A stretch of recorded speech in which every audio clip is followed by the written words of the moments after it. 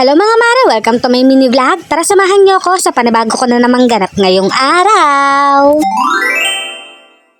Nakapamili na nga rin pala dito yung aking asawa at ako na nga lang din pala yung magluluto nitong aming ulam. So sobrang dami nga din namin ginagawa mga mare at hindi na nga din pala kami nakakapag-asikaso kaya naman ngayon na nga lang din kami makakapagluto.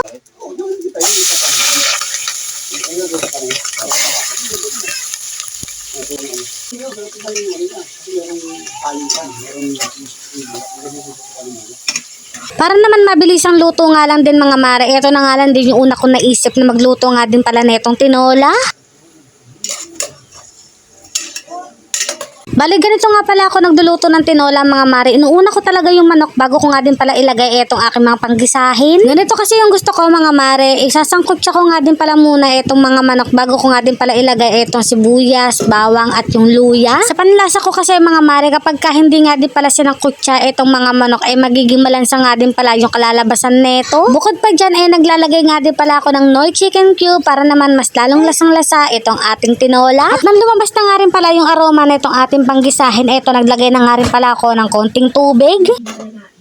Tuwing magluluto talaga ako mga mare, hindi ko nga din pala hinahayaan yung batang maliit dito sa tabi ko dahil baka nga din pala ay mapasok. Yung batang maliit kasi mga mare lagi na nga lang din talagang naggagala kapag ka nandito nga din pala sa sala. Lalo na nga sa tuwing magluluto nga ako lagi na nga lang din dito sa tabi ko. Mabuti na nga lang talaga at meron na nga din pala pangharang doon sa aming kwarto. Napakalaking tulong din naman kasi noon mga mare. Mabuti na nga lang at hindi na nga rin pala nakakalabas-labas itong batang maliit. Hindi ko na nga din pala naasikaso itong pagluluto ng ulam kaya naman ipinasa ko na nga din pala dito sa aking asawa. At dahil medyo nahinog-hinog na nga din pala itong aming mga abukado, hetong at gagawa ng avocado shake itong aking asawa. Gustong-gusto ko nga din pala itong avocado shake at mabuti na nga lang talaga at magtiyaga itong aking asawa sa paggawa nitong avocado shake. Basta nga lahat ng pwedeng gawing shake ay ginagawa nga din pala nitong aking asawa. Tumadalas na nga din kasi yung pagsa-soft drinks namin kaya naman mas mainam nga din to kaysa doon sa soft drinks. Ito nga palang aming blender napaka-cute nga din talaga. Napakaliit nga lang din pala nito mga mare at napakadali nga lang din palang hugasan. Goods na goods nga din to mga mare kapag ka nagta-travel ka nga din pala dahil napaka-convenient nga din pala nitong gamitin. Lalo na nga mga mare kapag nagmamadali ka nga din pala, pwede mo nga din pala tong gamitin kahit saan. At kapag nakagawa ka na nga din pala ng shake mga mare, pwede mo na nga din pala siyang inumin mismo dyan sa baso. Sabi nga nila, sharing is caring. Kaya naman kung gusto niyo rin nga mga mare, ilalagay ko na nga lang din sa comment section yung link. So mabalik na nga tayo dito sa ginagawa ng asawa ko mga mare. Tinitignan ko talaga kung ano yung ginagawa niya. Pagkatingin ko nga dito sa gatas na gagamitin niya is condense. Yung condense kasi is matamis na. Tapos naglagay pa siya dito ng 2 kutsarang asukal. Diyos ko, baka pati siguro ihi namin ilalanggamin na.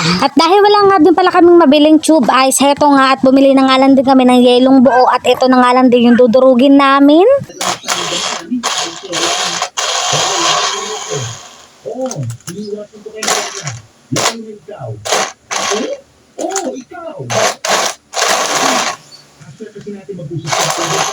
Ang lalaki ba naman ang tipak ng yelo kaya naman nahihirapan nga din pala itong blender. Diyos ko, kinakabahan talaga ako sa tamis nitong aming avocado shake. Baka naman kasi sa susunod na mga araw ay magtusok na nga lang din kami ng insulin. Pinakalahati ko nga lang din dito sa baso yung paglagay nitong aming avocado shake. Baka naman kasi sobrang tamis talaga. Pero nung tinikman ko nga din kanina okay naman. Natapos na nga ang lahat mga mare, hetong at kakain na nga din pala kami nitong aming tanghalian. Kaya naman mga mare, kain po tayo.